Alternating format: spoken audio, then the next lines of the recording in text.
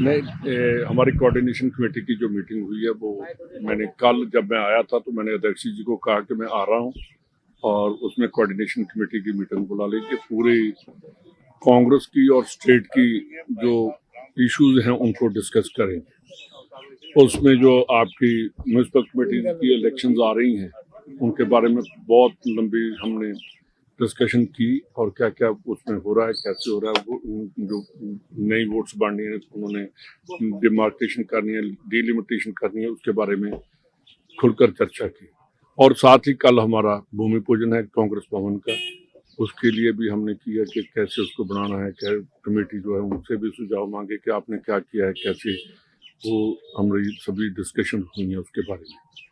और जो political scenario है पूरे राजस्थान में कांग्रेस के बारे में कौन कौन से डिस्ट्रिक्ट हमारे अच्छे हैं, कौन सी कंस्टिट्यूंसी ज़्यादा अच्छी है, कौन सी हम और जोर लगाएं तो उसको और मजबूत किया जाए, इन सभी बातों पर काम किया।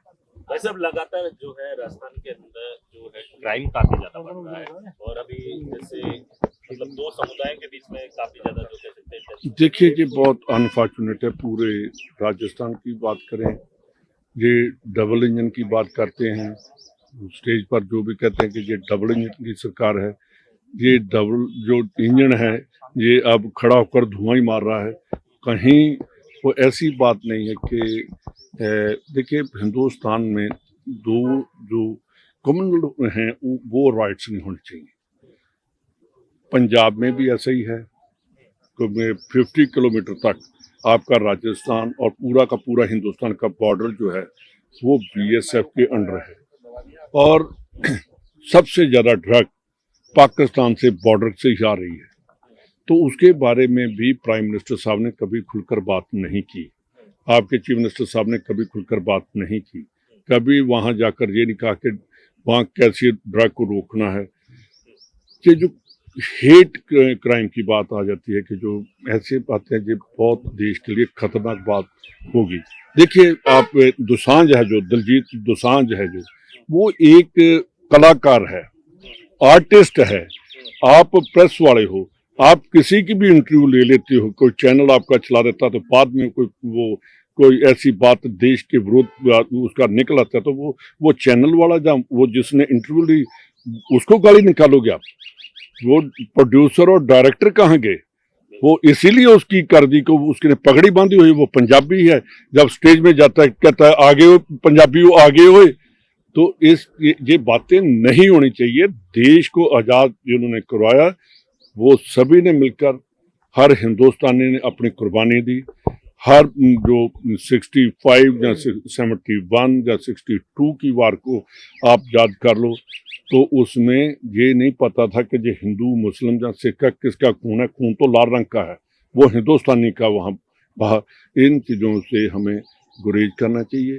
जो हेट की जो आ गई है राजनीति उसको खत्म होना चाहिए और जो हमारा देश भारत जिसका नाम है वो एक शांति प्रिय देश है, उसको वैसा ही रहना चाहिए।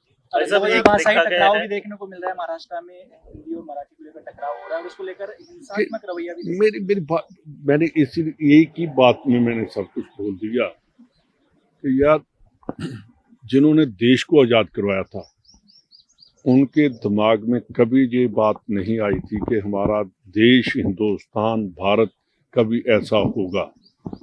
आप जब पुराने देशभक्तों की फोटो देखेंगे उनमें सभी बराबर और एक फ्रंट पर खड़े होकर उन्होंने देश को आज़ाद करवाने के लिए लड़ाई लड़ी और उनके दिमाग में कभी नहीं आया था कि हमारा देश कभी आज़ाद होगा। उन्होंने ऐसी आज़ादी लड़ी, अंग्रेजों को मजबूर कर दिया देश छोड़ने के लिए। आज वो ही जो उस टाइम अंग्रेज करते थे उसी पॉलिसी पर अगर देश चलेगा या सरकार चलेगी अपने आप को बचाने के लिए या अपनी पार्टी को बचाने के लिए, ये देश ये प्राइम मिनिस्टर जो होता है वो देश का प्राइम मिनिस्टर होता है, किसी पार्टी का प्राइम मिनिस्टर नहीं है।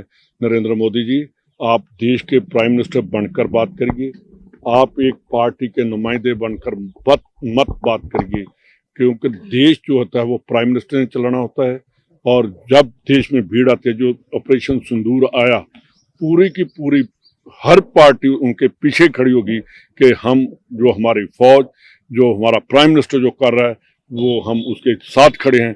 पाकिस्तान को एक बार एक लेसन दे देना चाहिए कि दोबारा वो हिंदुस्तान की तरफ देख ना सके।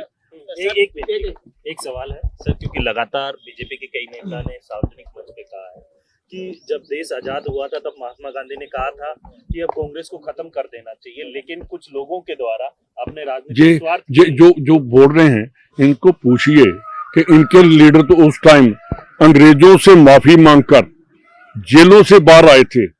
इनके लीडर अंग्रेजों की पेंशन ले रहे थे, उसके बारे में बात करें।